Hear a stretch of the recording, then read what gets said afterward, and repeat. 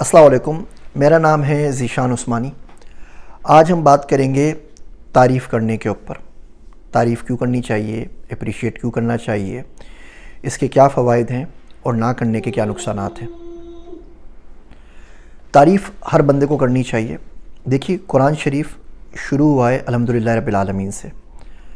آپ اللہ سبحانہ و تعالیٰ کی حمد کرتے ہیں اور وہاں سے شروع کرتے ہیں۔ دعا مانگنے کا بھی یہ طریقہ ہے، آپ پہلے اللہ کی حمد پڑھتے ہیں، پھر درود شریف پڑھتے ہیں، اس کے بعد دعا مانگتے ہیں۔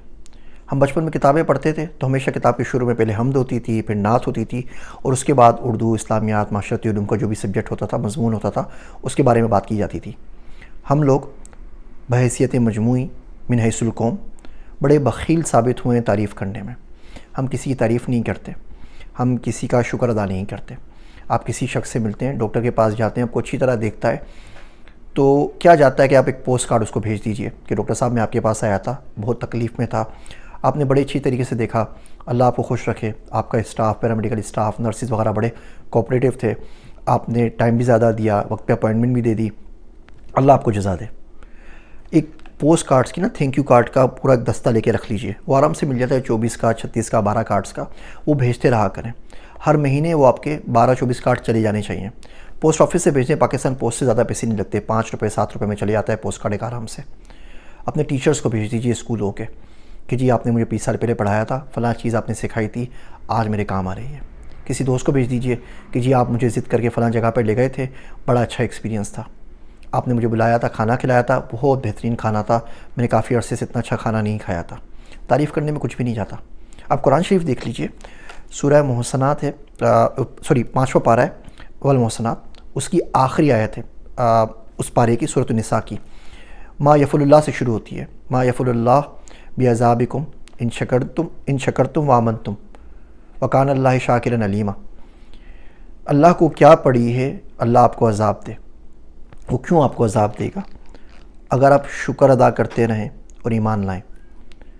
میں مفتی صاحب کا بیان سن رہا تھا، مفتی سعید صاحب کا، وہ کہتے ہیں کہ شکر پہلے آیا ہے، ایمان بعد میں آیا ہے، یعنی شکر ایمان کا مقدمہ بن جاتا ہے۔ آپ شکر ادا کرتے رہیں تو آپ کو ایمان کی توفیق بھی مل جائے گی۔ اللہ نے کہیں نہیں کہا کہ توبہ کرو، استغفار کرو، گناہ چھوڑ دو۔ اللہ نے بولا ہے شکر ادا کرتے رہو، میں تمہیں کیوں عذاب دوں گا اگر تم شکر ادا کرتے رہو۔ یہ شکر ہے، بڑے کام کی چیز ہے۔ آپ کسی طرح جہاز میں بیٹھ کے سفر کریں نا، اور آپ کا سفر آرام سے گزر جائے تو یقین رکھیے کہ وہ شخص اس بات کا حقدار ہے کہ آپ اس کا شکریہ ادا کر دیں، آپ ایئر ہوسٹس کا شکریہ ادا کر دیں۔ جو بندہ آپ کے پاس آ کے صفائی کرتا ہے، آپ کا کچرا اٹھا کے لے جاتا ہے، آپ اس کا شکریہ ادا کر دیں، اپنے ڈرائیور کا شکریہ ادا کر دیں، ماں باپ کا شکریہ ادا کر دیں، بیگم کا شکریہ ادا کر دیں۔ کیا جاتا ہے، وہ پورا دن گھر میں رہتی ہے، کام کرتی ہے، کھانا بناتی ہے، آپ اس کا شکریہ ادا کر دیں گے تو کیا جائے گا۔ جہاں جاب کر رہے ہیں وہاں پہ اپنے مالک کا شکریہ ادا کر دیں، اپنے باس کو تھینک یو بول دیں۔ بہت سے لوگوں کے پاس روزگار نہیں ہے، اس کو آپ تھینک یو بول دیں گے تو آپ کا کیا جائے گا۔ ہم لوگ نہیں بولتے۔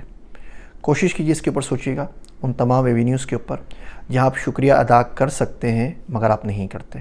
اب یقین رکھیے کم سے کم 100 سے زیادہ مواقع ہمارے ایک دن کے اندر 24 گھنٹوں میں آتے ہیں جہاں پہ ہم شکریہ بول سکتے ہیں اور ہم نہیں بولتے، اور یہ کوئی اتنی اچھی بات نہیں ہے۔